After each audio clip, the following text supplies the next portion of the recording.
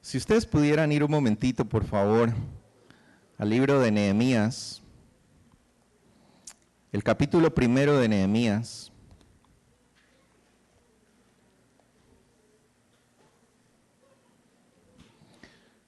Y vamos a leer solamente el versículo 4, así que por favor, búsquenlo ahí en su Biblia.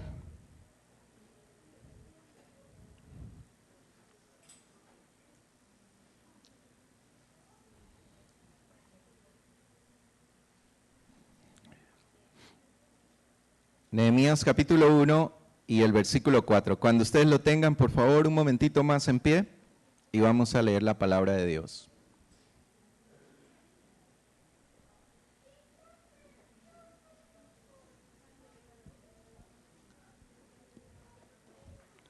Y dice el Señor de esta manera: cuando oí estas palabras me senté y lloré, e hice duelo por algunos días, y ayuné y oré delante del Dios de los cielos.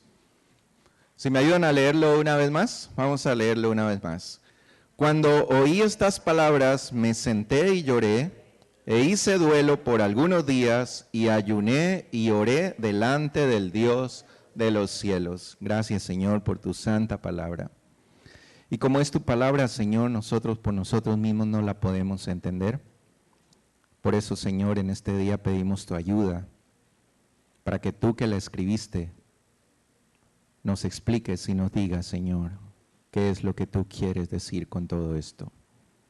Pedimos que la unción de tu Santo Espíritu esté sobre cada uno de nosotros para que podamos entender, y no solo entender, Señor, sino que tú abras nuestros oídos y nuestro corazón para que podamos aplicar también lo que dice tu palabra. En el nombre de Jesús te lo rogamos. Amén. Tomen asiento, hermanos. Yo tengo ganas de hablar de muchas cosas hoy día, ¿verdad? Estuve en un retiro de oración en estos días y yo siempre lo he dicho y se lo vuelvo a recomendar. Es bueno que cada uno de nosotros como cristianos tengamos un tiempo apartado con el Señor. Un tiempo en donde no esté ni la esposa, ni los hijos, ni el teléfono, ni nada, ¿verdad? Y uno pueda estar conectado solamente con el Señor. Y estuve en un retiro de esos en estos días. Y realmente es precioso cómo el Señor habla y cómo se manifiesta. Porque el Señor, ustedes han escuchado cuando el Señor dice, estésen quietos, ¿han visto? Dice, estad quietos. ¿Y qué dice allí? El versículo, y conoced que yo soy Dios, ¿verdad? Es así como lo dice. Y es bueno que de vez en cuando, en estos países de tanta locura, ¿no es cierto?, nos tomemos un tiempito para dejar todo de lado y meternos un momentito con el Señor y estar quietos, como dice Él. Y cuando estamos quietos podemos conocer que Él es el Señor. Así que quería hablar de varias cosas, pero sé que no lo puedo hacer en un solo mensaje y solamente quisiera tocar un tema, ¿verdad?, que es el que me ha motivado todos estos días y me ha estado poniendo mucho a pensar, y es justamente lo que dice allí el libro de Nehemías. Para los que no conocen, el libro de Nehemías es un libro que habla sobre un hombre que era funcionario de la corte del rey, y él pidió permiso para irse a reconstruir los muros de Jerusalén que estaban destruidos. Tiempo atrás habían ido varios otros profetas y hombres de Dios a reconstruir Jerusalén y habían reconstruido el templo, pero los muros estaban caídos. Así que este hombre llegó allá y él lo primero que dice aquí la palabra de Dios y cómo empieza toda la historia de la reconstrucción y cómo es que toda esta historia se escribió, es cuando unos hombres que habían estado en Jerusalén y habían visto lo que estaba pasando en Jerusalén, que los muros estaban destruidos, que la ciudad estaba destruida, que la gente estaba en mucha angustia, en mucha necesidad, sufriendo muchos problemas. Entonces, en el versículo 4, que es lo que acabamos de leer, él dice, y entonces oí, ¿verdad?, estas palabras. Y después de que él escuchó las palabras, entonces dice que él lloró y clamó, hizo ayuno, hizo oración y estuvo mucho tiempo preguntándole al Señor qué era lo que Dios quería que nosotros hagamos. Y yo quisiera que recapacitáramos en este día en esa pequeña palabrita, son solamente 2 letras, ¿verdad? Oí, oí la palabra de Dios. Cuando nosotros en nuestra vida diaria, ¿verdad? Sobre todo en estos países, es difícil oír por varias cosas. Primero porque hay muchos ruidos, segundo porque hay muchas distracciones, tercero porque no nos interesa muchas veces oír. Ustedes han visto, yo creo que esta es una queja sobre todo de las mujeres, de las esposas, cuando están hablando con el esposo y el esposo está volando por otro lado. ¿Alguna vez le ha pasado a alguna esposa aquí? ¿Sí? Ah, qué raro, yo creí que solo a la mía le pasaba eso. Pero a veces están hablando, ¿verdad? Y uno no oye. Y está pensando en el negocio, en cualquier otra cosa, ¿no es cierto? Y la mujer dice, ¿me oíste? Y uno dice, sí, mi amor, sí te oí. A ver, ¿qué dije? Y ahí lo ponen a uno en problemas, ¿verdad? Porque uno se acuerda de lo que ella dijo hace 10 minutos, pero no lo último que dijo. Y luego dice, pero si eso te lo dije hace 10 minutos, ¿qué fue lo último que te dije? Pues no, uno no se acuerda. ¿Por qué? Porque no estamos acostumbrados a oír, a oír. Y mucha gente quiere ser oída hoy en día. Son muchos los que quieren hablar, ¿verdad? Y son muchos los que quieren expresar lo que sienten, pero son muy pocos los que les gusta oír, ¿no es cierto? A mí me gusta oír, me gusta mucho oír. Y yo cuando hablo con alguna persona, me gusta más oírlo que yo hablar, ¿verdad? Por eso tal vez he aguantado como pastor 10 años, porque me gusta escuchar, ¿verdad? Qué tremendo que uno vaya a hablar con una persona y a contarle un problema y que la persona no lo escuche a uno, ¿verdad? Dicen los psicólogos que la primera parte de la sanidad de una persona cuando está en un problema es ser escuchado. Y solamente cuando una persona puede expresar lo que siente, ya eso es parte de su sanidad. Así la otra persona no le diga nada, pero ya solamente con haberlo sacado, con haberlo dicho y con alguien que le haya estado oyendo, ya está. Eso es una gran parte de la sanidad. Muchas veces eso es lo único que quieren. Ustedes han visto que hay personas que a veces no es que esperan un consejo, sino que solo quiere que lo oiga. ¿Sí? ¿Ustedes han visto eso? ¿Lo han sentido alguna vez? ¿Verdad? A mí a veces me pasa eso. Yo escucho mucho y escucho mucho a la gente y mucha gente viene a hablar conmigo, pero yo también necesito ser escuchado. Y a veces yo le cuento a Susi algo, pero solo quiero decirlo. No quiero que ella me regañe ni que me esté diciendo cosas, sino solo quiero decirlo, nada más. Y ese decirlo, ese sacarlo, ya es parte de una sanidad en mi vida. Y yo creo que eso es lo que nos ocurre a muchos, el oír. Pero qué difícil es oír, qué difícil es oír. Y vemos aquí a un hombre que cuando esta gente vino, él estaba en medio de una corte. Ya hemos hablado de esto y yo quiero que ustedes, para entender lo que queremos hablar en este día, yo quiero que cada uno de ustedes se ponga en esa posición. Él estaba en la corte de uno de los imperios más importantes, el imperio más grande de ese momento. Ustedes se imaginan, ¿verdad? Imagínense ustedes un funcionario de la Casa Blanca que esté ahí al lado de Obama. Algo así como eso, ¿verdad? El imperio más grande de ese tiempo, el rey más grande, el rey más poderoso de ese tiempo. Él era funcionario de ahí de la corte de él. Y ustedes saben, los reyes tomaban mucho vino en ese tiempo, ¿verdad? En vez de agua ellos tomaban vino. Agua no tomaban, tomaban vino. Y habían vinos de varias clases. Habían vinos para emborracharse, pero habían vinos también solo para calmar la sed, ¿verdad? Toda clase de vinos. Los vinos chilenos ni los argentinos no se inventaban todavía, así que todavía no había ese tipo de problemas que hay hoy día.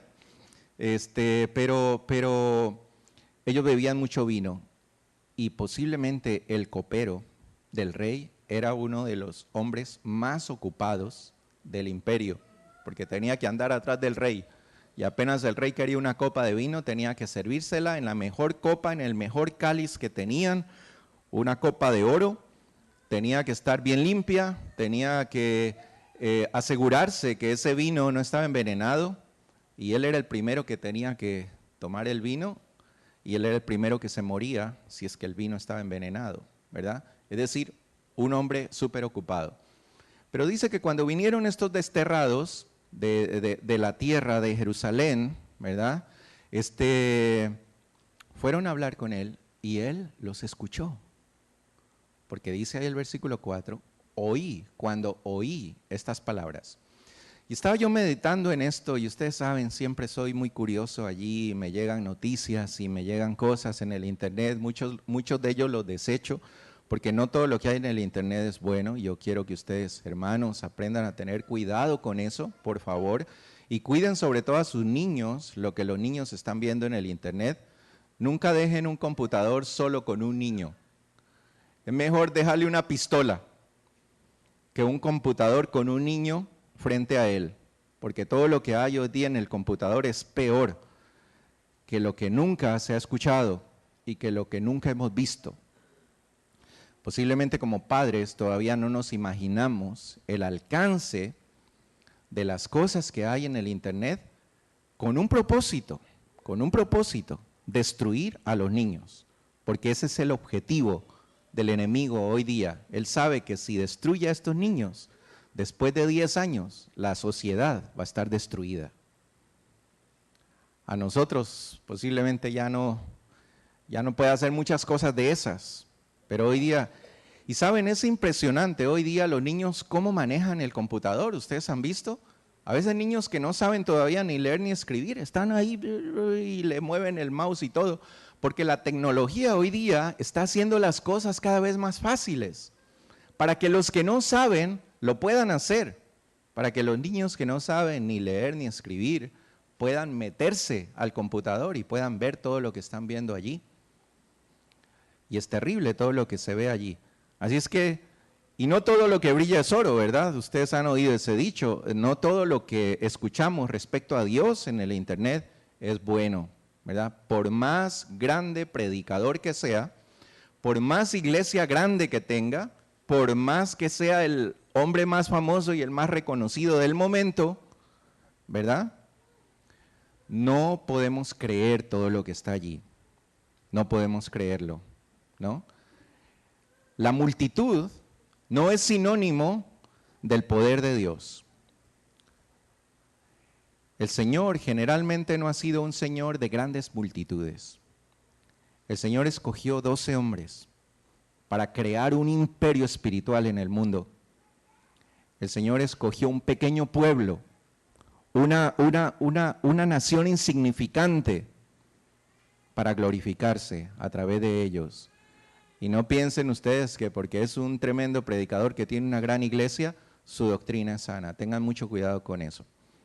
Solamente quería decir esto, en esto que estaba viendo, ¿verdad? Vi una noticia, me llegó una noticia de algo que ocurrió hace poco en un metro de Londres. Y ustedes lo van a ver aquí, creo que lo vamos a tener que ver. Yo lo vi como 10 veces y a la última vez que lo vi me puse a llorar. Porque Dios me habló no solamente de lo que se ve, sino de lo que no se ve allí. Y es de eso de lo que quiero hablar hoy día. De lo que no se ve en ese video, pero lo que es evidente en el video. El video no es tan bueno porque es una cámara de seguridad del metro de ahí de Londres, ¿verdad? Y no está de muy buena calidad, pero podemos verlo, yo creo. Solo dura 1 minuto el video, pero les quiero explicar un poquitito, más o menos, para que no tengamos que verlo 10 veces hoy día, sino para que podamos entender de qué se trata. Este es en un metro y está un muchacho, ustedes lo van a ver allí, con unos audífonos puestos en las orejas, como hoy día se ve muchos jóvenes, ¿verdad? Y muchas personas adultas que no se enteran de lo que ocurre alrededor. Y algo ocurre allí, una bebé cae en las rieles del tren, pero yo quiero que ustedes se centren no tanto en lo que ocurre alrededor, sino que se centren un poquito en la actitud de este muchacho, Y vamos a verlo por una vez. Vamos a ver si lo podemos entender un poquito. A buggy was blown onto the tracks at a London Underground station just seconds before a train arrived.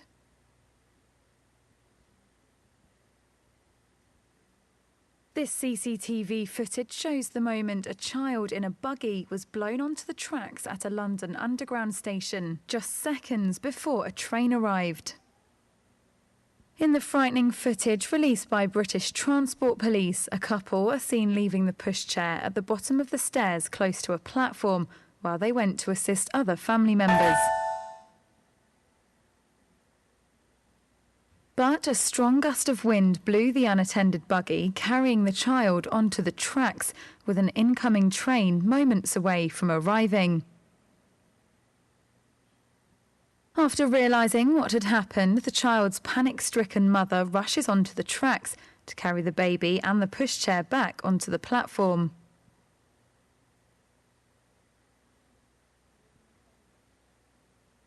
Police are attempting to trace the couple involved to ensure the child did not suffer any injuries in the incident.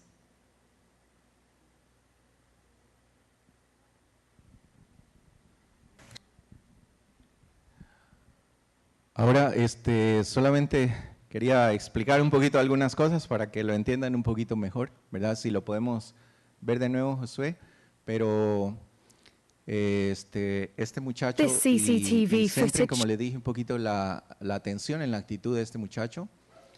Él está allí parado con sus audífonos en el oído y él no se da cuenta que mientras él está viendo la cartelera y está haciendo otras cosas, ¿no es cierto?, una bebé pasa a 1 metro o 2 metros de él en su carrito rodando y se va hasta las rieles, ¿no es cierto? Pero lo que se muestra después en todas las otras cámaras que la unió la noticia es que el papá llega y baja con el bebé las gradas y la deja allí parada mientras él va a traer a su otro bebé que estaba arriba en las otras gradas, en otro carrito de estos.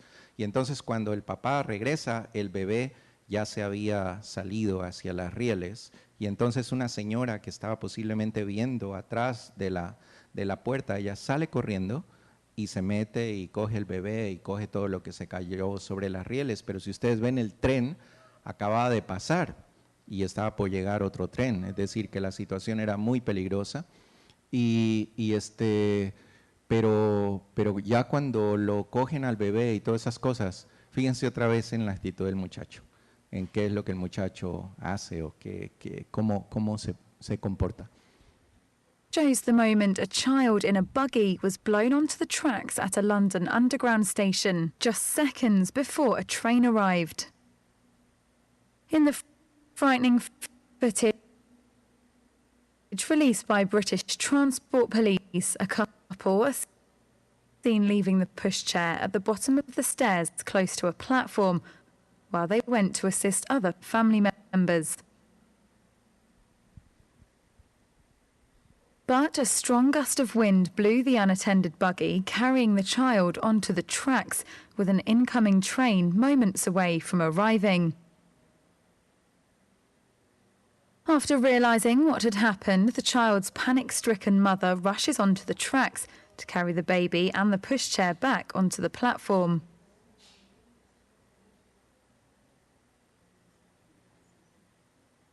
Police are attempting to trace the couple involved to ensure the child did not suffer any injuries in the incident. Shocking CCTV footage has caught the moment a train was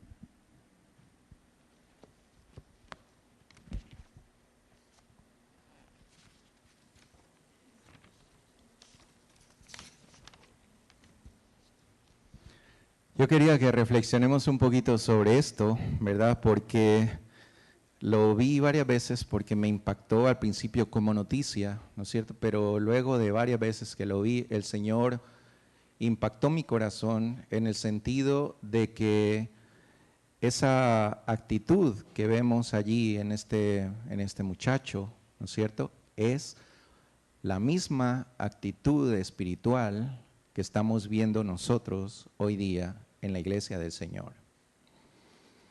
Porque nosotros somos conscientes, y yo creo que nadie en esta iglesia puede decir que no es consciente, y eso es lo que quería que los niños escucharan también, ¿verdad? Porque este mensaje tiene que llegar a los niños. somos conscientes de que algo está pasando a nuestro alrededor. Algo está pasando.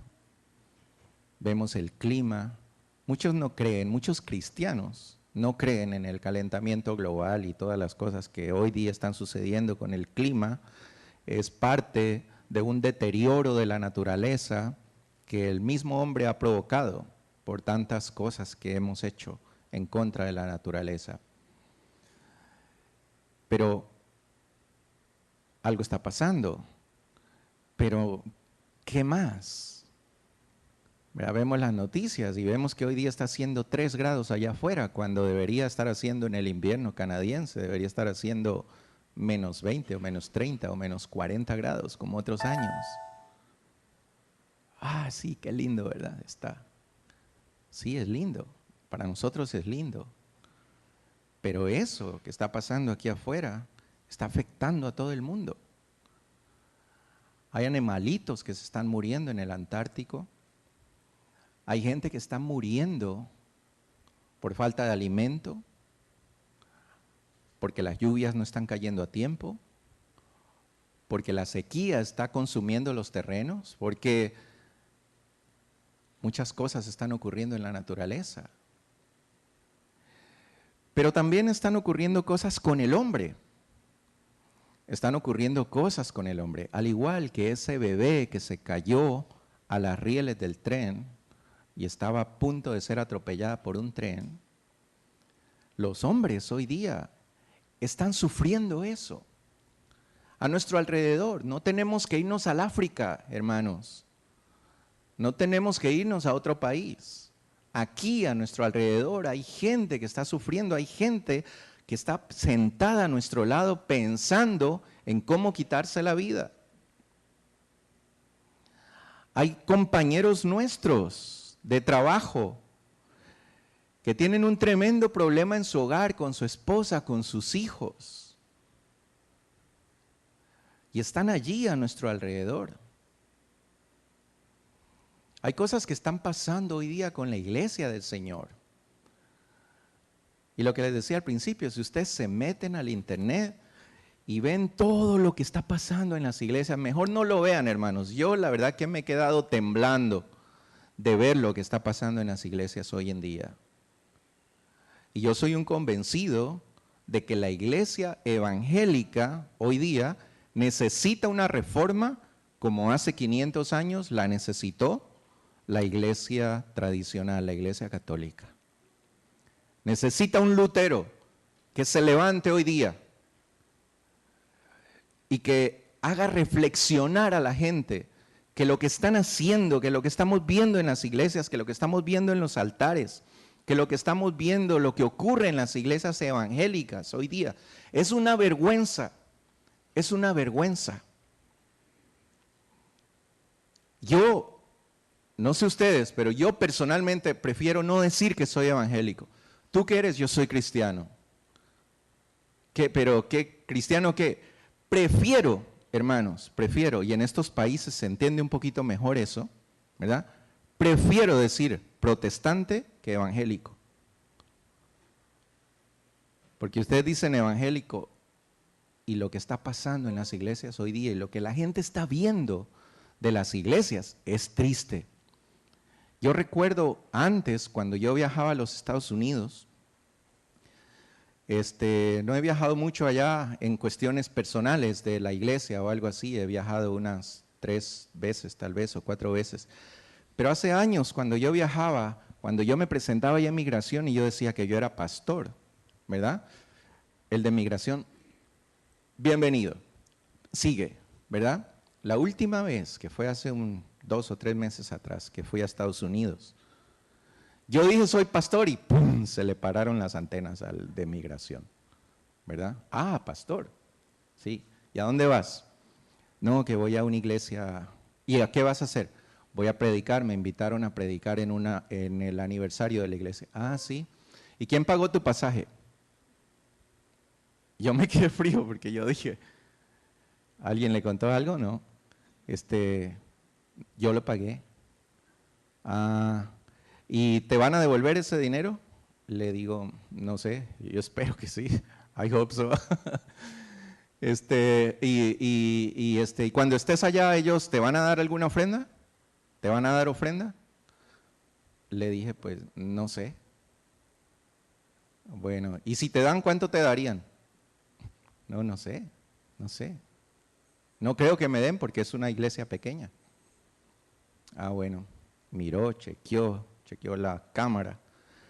No sé si mi cara ha cambiado después de las últimas veces que yo entré a Estados Unidos, pero muchas preguntas, muchas cosas. Pero fíjense ustedes en qué se centraba el hombre. Dinero, ¿verdad? Y es lo que estamos viendo hoy en día. Ya decir un pastor no es una cosa que ay, sí, es un hombre humilde, un hombre que sabe vivir decentemente y honradamente.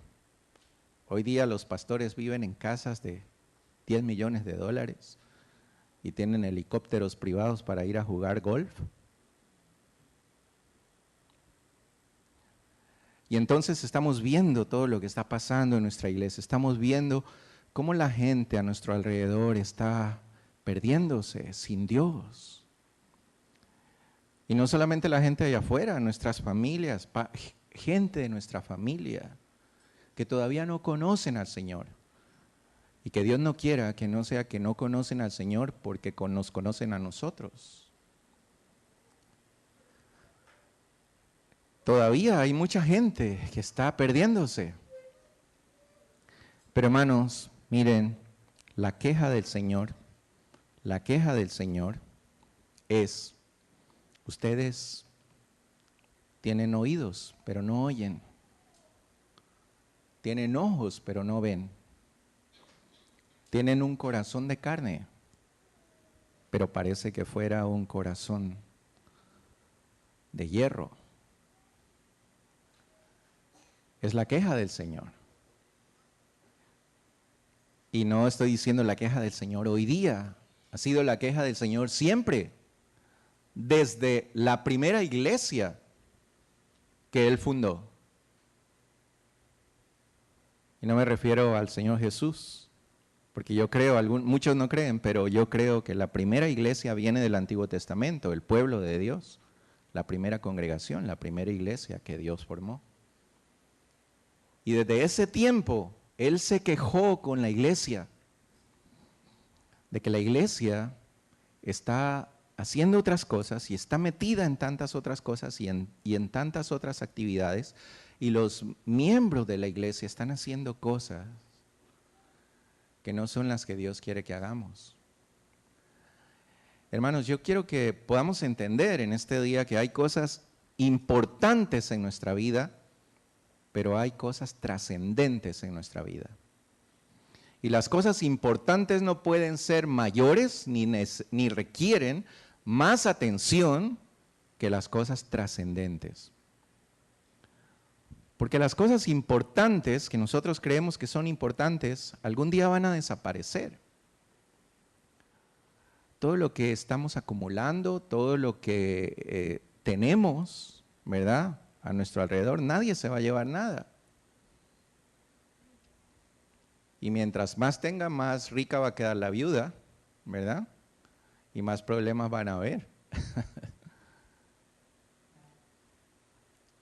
Pero, ¿qué es lo que sucede? Estamos dando demasiado tiempo, demasiados recursos, demasiado esfuerzo a cosas que sí son importantes. No quiero decir, hermanos, por favor no me entiendan, que no me malentiendan, no son importantes, que no son importantes, son importantes. Porque trabajar es importante, porque estudiar es importante, porque cuidar de nuestra salud, de nuestro cuerpo, cuidar de nuestra familia, cuidar de nuestra casa, es importante. Es importante, pero no es lo más importante, no es trascendente, porque algún día esa casa se va a desaparecer o se va a perder o el banco se la va a llevar o cualquier cosa puede ocurrir. Hay un terremoto y la casa se cae.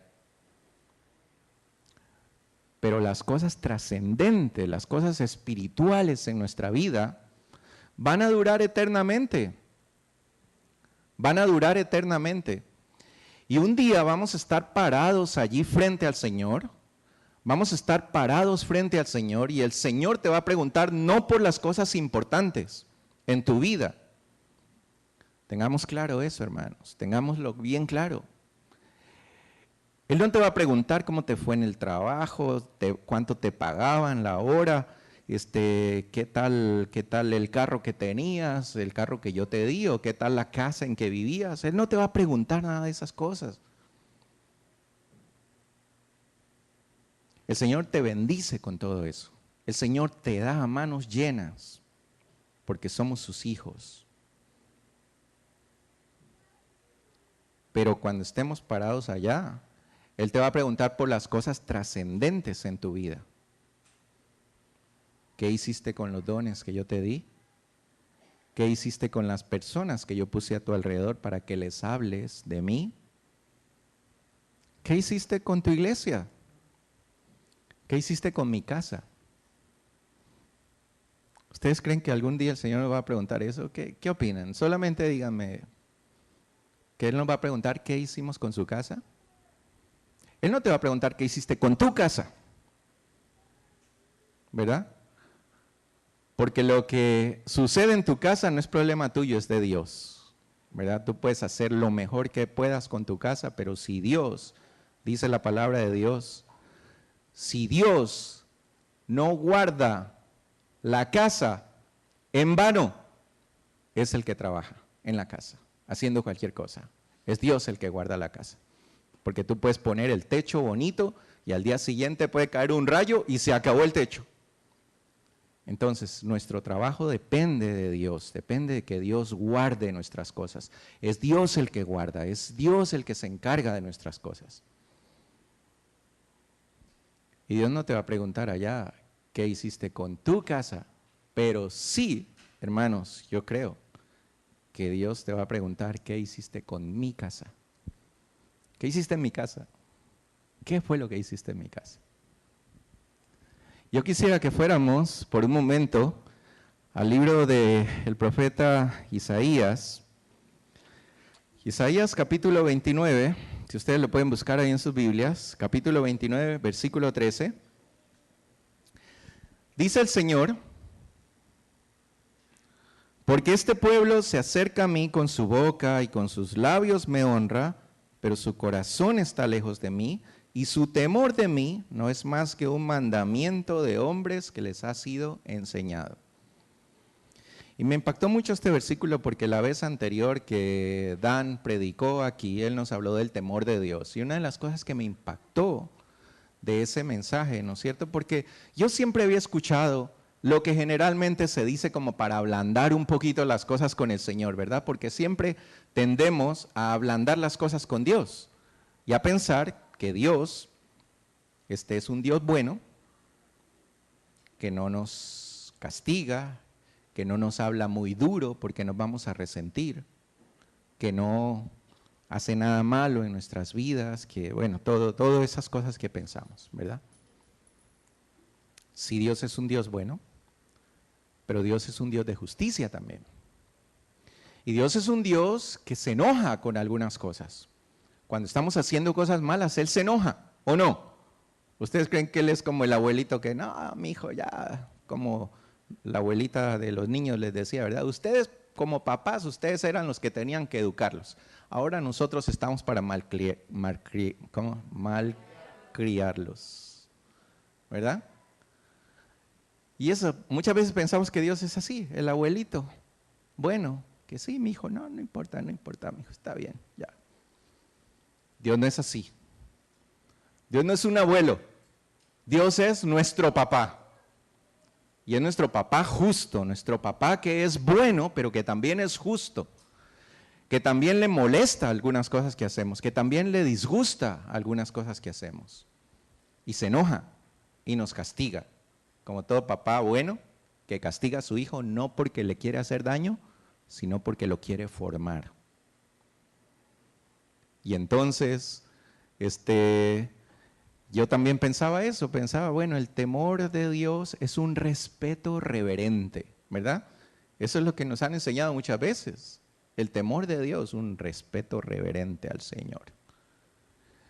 Pero me impresionó mucho en esa prédica que él decía, es mucho más que eso, va mucho más allá que eso. Porque la Biblia habla, y él presentó los pasajes ahí cuando dice que temblamos, tenemos que temblar ante la presencia de Dios. Es decir, es un temor, sí, es un respeto, es una veneración, es un entendimiento de que Dios es un Dios grande, nosotros somos humanos, no somos nada, pero va mucho más allá. Tener miedo, tener temor de Dios, del enojo de Dios, del castigo de Dios. ¿Verdad? Y entonces lo que el Señor dice aquí, ese temor que ustedes tienen, es lo que alguien les contó, lo que alguien les dijo, que respeto reverente, que no, pero no se preocupen, no tienen que tener miedo de nada. El Señor está diciendo allí, sí, tienen que honrarme a mí. Y honrarme no solamente de labios, no solamente lo que dicen, lo que hablan, sino también con el corazón. Y entonces, hermanos, me impactó muchísimo este video, como les digo, porque si ustedes pueden ver la actitud de ese muchacho, ¿verdad? Con los audífonos puestos, él no se dio cuenta que la niña pasó, él estuvo viendo una cartelera allí, buscando información, ¿verdad? Pero lo más impresionante de todo, hermanos, es que cuando él de alguna forma se percata lo que está ocurriendo, ustedes lo vieron, ¿verdad? Cuando él voltea a ver, ¿ustedes vieron cómo él estaba? Sí, parado, ¿qué? Eso, así. Viendo a la señora que se lanzó a las rieles, al otro que lo sacó, el otro que estuvo allí, y con su mochila puesta, sus audífonos puestos y cruzado de brazos, sin hacer nada. Y ese es el reclamo del Señor. Ese es el reclamo del Señor a su iglesia, ese es el reclamo de Dios a cada uno de nosotros, hermanos. Si lográramos entender esto en profundidad, ¿qué es lo que esto significa? ¿Qué es lo que el corazón de Dios quiere que nosotros hagamos cuando vemos a alguien como ese bebé yéndose al peligro, yéndose a la muerte, yéndose a la condenación? Cuando vemos las cosas de Dios como están, cuando vemos lo que Dios quiere y que nosotros no estamos haciendo nada por eso.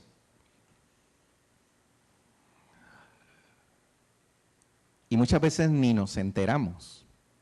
Pero cuando nos enteramos, lo mismo que ese muchacho, estamos cruzados de brazos, con nuestra mochila puesta, los audífonos puestos y viendo, diciendo, no, este no es mi problema, que lo haga el pastor, que lo hagan otros que sí tienen tiempo, que lo hagan otros que pueden hacerlo, pero yo no.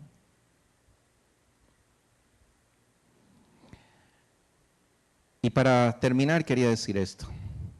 Esto fue algo que sentí de Dios en este tiempo que estuve allí.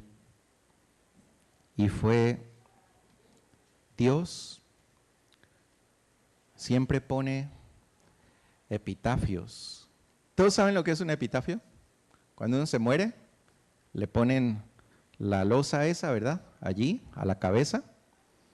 Y ahí en esa losa ponen cosas, escriben cosas, ¿no es cierto? Y entonces, todas las cosas que se escriben en esos epitafios de todos los muertos son buenas. ¿Ustedes han visto alguna vez alguno que diga, este fue un sinvergüenza? No. Eso la esposa lo lleva ahí en el corazón, ¿verdad? Porque ella sabe cómo era. Pero nunca en un cementerio vamos a ver eso, ¿sí? En un cementerio siempre vemos, ¿verdad? Que el excelente padre, que la Inmaculada Madre, que el amantísimo Hijo, respetuoso y obediente. Y todas esas cosas vemos esas cosas que se escriben son los epitafios, ¿verdad? Así se llama en español. Y entonces, lo que creemos nosotros, y la Biblia lo dice, ¿verdad? Es que Dios también escribe epitafios en nuestra vida. Dios escribe. Y Dios escribió epitafios a las iglesias y escribió también a personas. Ustedes se encuentran allí en el libro de Malaquías, cuando el Señor le dice a su iglesia, ustedes son unos ladrones. ¡Wow! El Señor diciendo una cosa como esa, ¿cómo? Y toda la iglesia brinca y toda la iglesia salta, ¿verdad? Y dice, ¿pero por qué? Nunca te hemos robado nada, Señor. Me están robando, dice el Señor, en sus diezmos, porque no están dando las ofrendas como son, porque traen a la oveja que está, al cordero que está ciego, al cordero que está cojo, al cordero que está imperfecto, porque traen a lo que no les sirve a la casa del Señor, y ustedes se quedan con lo mejor. ¿Sí? Miren, ahora que estamos haciendo esta reconstrucción, ¿no es cierto? Queremos votar. Bueno, yo espero que cumplan, porque a las mujeres no les gusta votar, yo creo que hay hombres que nos gusta votar más, ¿no es cierto? Pero ya escuché, y eso es una lucecita de esperanza, ¿verdad? Que hay mujeres que dijeron, vamos a votar todo lo que hay ahí, ¿cierto? ¿Por qué? Porque, hermanos, me da pena decirlo, pero casi todo lo que hay ahí son cosas que no sirven en nuestra casa.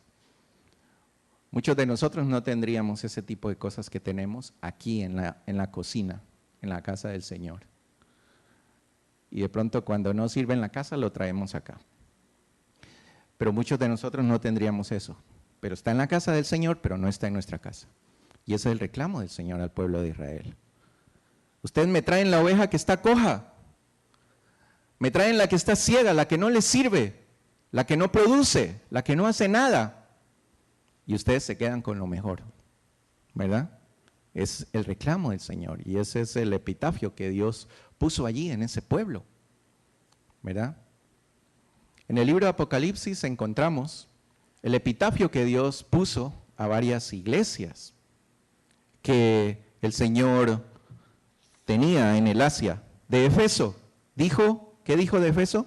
Dijo el epitafio, dejó de amar a Dios. Es lo que dice allí. La iglesia de Esmirna, una de las pocas, iglesia fiel y sufrida. Eso fue lo que el Señor escribió ahí. Esmirna, ya se murió, pero aquí puse iglesia fiel y sufrida. Pérgamo, tolerante al pecado. Iglesia tolerante al pecado. Tiatira, bueno, es así, ni qué decir. Iglesia pecadora, le dijo el Señor. Sardis, ¿saben qué dijo de Sardis? Iglesia muerta, así le dijo. Le dijo, tú crees que vives, pero estás muerta. Iglesia muerta, epitafio de Dios. Iglesia de Filadelfia, la iglesia que guarda la palabra. Y de la Odisea, ¿ustedes se acuerdan qué dijo de la Odisea? Iglesia tibia, que le da lo mismo chicha que limonada, dicen en Colombia, ¿verdad? Que le da lo mismo cualquier cosa, no importa lo que pase, da lo mismo, iglesia tibia, ¿verdad? Y yo quisiera, hermanos, que cada uno de nosotros nos pongamos nuestra mano en el corazón. Y este mensaje no es para ustedes, hermanos, este mensaje es para mí, porque a mí el Señor me habló con todo esto. Y quiero transmitírselo a ustedes. Si el Señor tuviera que poner un epitafio en la iglesia Lluvias de Gracia, ¿qué pondría? Piénsenlo. A mí me encantaría que el Señor pudiera poner iglesia de los fieles, iglesia de los apasionados, iglesia de los comprometidos. No sé, un nombre así lindo. Pero yo se los dejo en el corazón, hermanos. Yo quiero que ustedes piensen, si Dios tuviera que poner hoy día, ¿verdad?, un epitafio en la iglesia Lluvias de Gracia, pondría allí iglesia Lluvias de Gracia, iglesia. Piensen en esa frase. Piensen en esa frase. Pero más importante que eso, hermanos, yo quiero que piensen en esto. ¿Cuál es el epitafio que Dios pondría en tu tumba? Nosotros no tenemos la vida comprada. Los colombianos dicen lo único que se necesita para morirse es estar vivo. ¿cierto? Ni enfermo, ni nada. Solo estar vivo. Porque cualquier segundo, ¡pum!, el Señor nos puede llamar a su presencia, ¿verdad? Y si ese segundo el Señor te llama a la presencia de Él, ¿cuál sería el epitafio que Dios pondría allí? Miren, Dios ha puesto epitafios a hombres también. ¿Ustedes vieron el que le puso a David en su tumba? Cuando él dijo, David, ¿no es cierto? Así, el nombre de él. Hombre conforme a mi corazón. ¡Qué precioso! ¡Qué precioso epitafio! A mí me encantaría que Dios pudiera poner algo así de mí. No creo que lo merezco. Pero miren ustedes, con Balaam, el epitafio fue muy diferente. Balaam. Ustedes saben quién fue Balaam, ¿verdad? ¿Todos saben? ¿Se acuerdan de la burra? O el burro, no sé qué era, que le habló cuando él estaba yendo a maldecir al pueblo por dinero. Ese es Balaam. Y lo que puso ahí es, amó el premio a la maldad. Ustedes lo ven ahí, segunda de Pedro, ahí lo pueden encontrar, el epitafio de Dios para Balaam. ¿Cuál es el epitafio que Dios pondría en tu tumba? Y eso me llegó a mí. Porque yo sé que en mi tumba un día va a estar allí, no lo que ustedes escriban, hermanos, porque yo sé que si algún día yo me muero antes que ustedes van a poner, era un excelente pastor, muy querido, buen predicador, ¿cierto? Guapo. Bueno, no, cualquier cosa que ustedes quieran poner allí. Lo bueno, ¿sí? Pero ese no es el epitafio que nos debería importar a nosotros, porque ese epitafio está escrito allí, hermanos, y ese en el cielo no está. ¿Y cuál es el epitafio que Dios pondría en tu tumba? Mauricio Morales, el pastor. Ese es el que me interesa. Ese es el que yo quiero. El que Dios ponga, no el que mi familia ponga, no el que ustedes pongan. Y yo quiero, hermanos, que en este día cada uno de nosotros reflexionemos en eso. Dios te está llamando a hacer algo.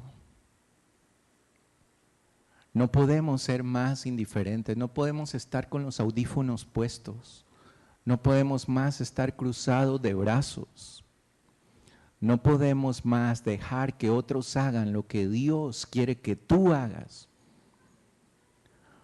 Porque cuando llegues allá, Él no te va a decir, bueno, ¿quién hizo lo que yo te pedí? Que dice, no, sí, Señor, yo le encargué ahí a que lo haga y lo hizo bien. No. Dios te va a preguntar qué fue lo que tú hiciste y en base a tu respuesta, Él va a escribir allí qué es lo que Él piensa de ti. Y que sea eso lo que te importe. En el amor de Dios, en el nombre del Señor, yo les pido, hermanos, consideren esto. Yo lo estoy tomando muy serio. Yo les voy a enviar, les estoy enviando, yo lo que veo es que, bueno, ahora tenemos Facebook, ¿no es cierto? Sigo haciéndole propaganda al Facebook y yo he mandado un montón de cosas por medio del Facebook, aprendiendo porque no sabía usarlo, ¿no es cierto? Y ahí he metido las patas de vez en cuando, pero he mandado algunas cosas bonitas. Pero no veo los likes que reciben otras personas que yo me quedo impresionado. 100, 200, 300 likes, 500 likes. En cuestión de 24 horas, cuando ponen, estoy triste. Y el otro puso, like, ¿verdad? Y reciben 500 en 24 horas. Y yo cada que me meto digo, ay, uno, por lo menos uno me puso ahí un like. Bueno, pero les estoy enviando información, hermanos, les estoy enviando de lo que está pasando en el mundo hoy día. Gente que no es cristiana preparándose para el fin del mundo. Tom Cruise, ahí vi la noticia el otro día, ¿verdad? Construyendo un búnker anti-fin del mundo debajo de su mansión. Preparándose, ¿verdad? Y nosotros No tenemos que construir búnkers, hermanos, porque nuestra partida está asegurada, dice el Señor. Amén. No necesitamos un búnker. Y el problema de esa gente que tiene búnkers es que quién sabe si van a poder llegar al búnker, ¿verdad? Porque ese va a estar allí. El problema es si van a poder llegar antes de que se acabe el mundo. Porque dice el Señor que Él vendrá como ladrón en la noche. Cuando nadie se lo imagine, cuando nadie lo espere. Posiblemente Tom Cruise va a estar filmando una película por allá por el África y su búnker allá no sé quién lo va a usar. Pero nosotros no tenemos que preocuparnos de eso, hermanos. No tenemos que preocuparnos. No tenemos que preocuparnos de qué es lo que va a pasar ese día, porque el Señor dice allí muy claramente qué es lo que va a pasar con nosotros. Pero el Señor sí quiere que te preocupes por la gente que está a tu alrededor. ¿Hace cuánto que no le has hablado a alguien del Señor? ¿Hace cuánto que no has traído a alguien aquí a esta iglesia? No quiero decir que el que lo traigas a la iglesia es una muestra de que le hablaste del Señor, porque eso no es así.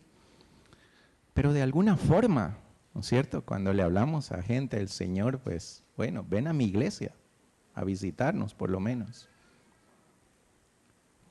Y todo esto, hermanos, que nos motive, que nos lleve a pensar qué es lo que el Señor realmente quiere de cada uno de nosotros. Hemos dicho que este es el año de la reconstrucción, hemos dicho que este es el año de la restauración, de la renovación, hemos dicho que este es el año de la oportunidad. Y estamos terminando ya el primer mes del año, ¿sí? Esperamos que para fin de mes hayamos hecho esta muestra que estamos diciendo, ¿verdad? Que es la renovación, la restauración, la reconstrucción de la casa de Dios, que está allí, ¿no es cierto? Y todavía tienen oportunidad de venir a ayudar, porque todavía no se acaba el trabajo. Pero que en este año el Señor nos encuentre haciendo lo que Él quiere que hagamos. Y que en este año sea la oportunidad de que el Señor, si es que ya tenía alguna idea de qué era lo que iba a escribir allí, que este año sea el año del cambio.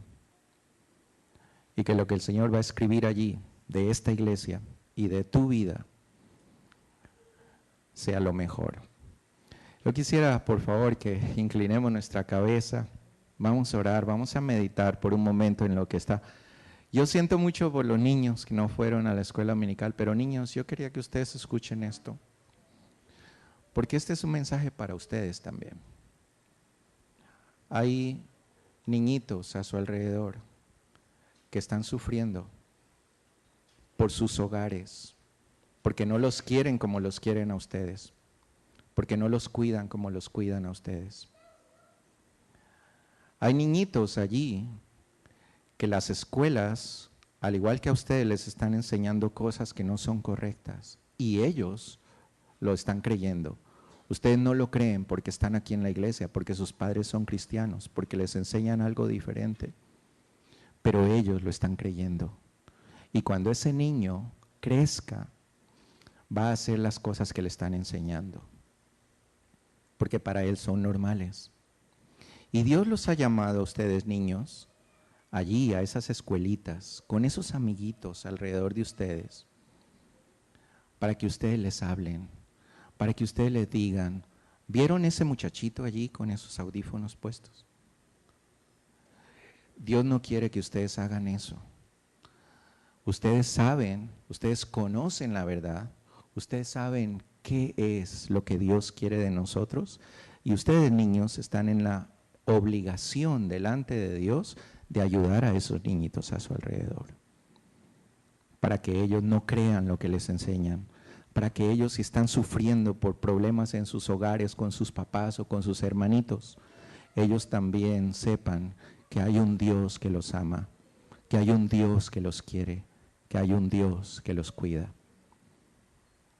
Y es por eso que quería que estén aquí y que escuchen esto y que cuando se acuerden de esto, piensen en esos amiguitos de la escuela al lado de ustedes y busquen la oportunidad de hablarles. Miren, Sarita Yo vi a Sarita, perdón Sarita, que yo vi que usted hoy se empeñó en la clase y ella estaba imprimiendo cositas a colores y para darles a ustedes, ¿no?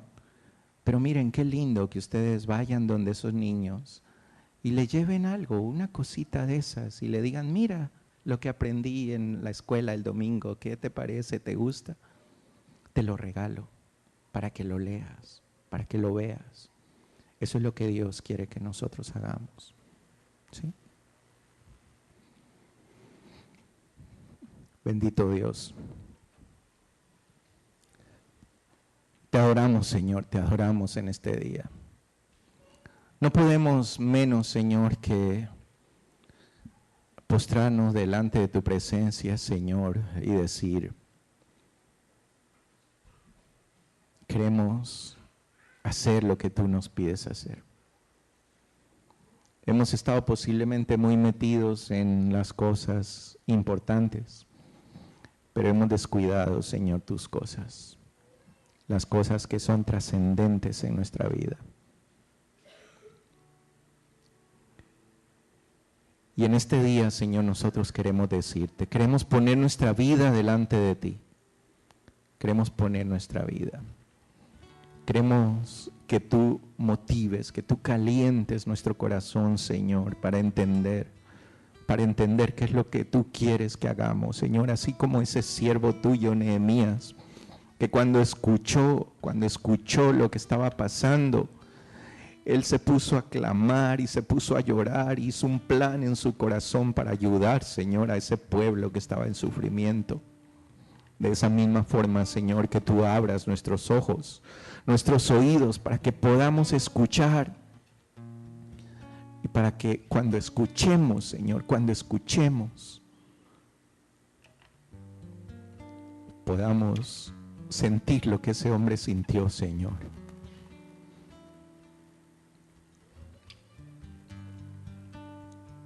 No queremos llegar al fin de nuestros días así como estamos.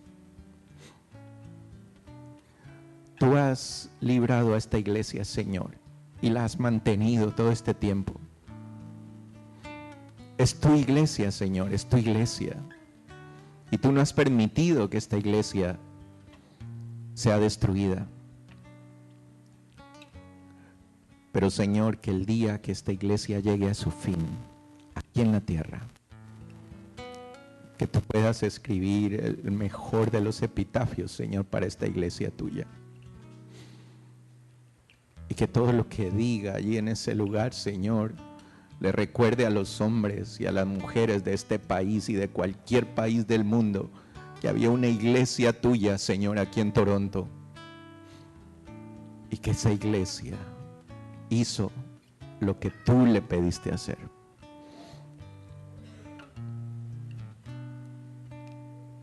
Rogamos, Señor, que seas tú quitando esa venda de nuestros ojos y de nuestros oídos.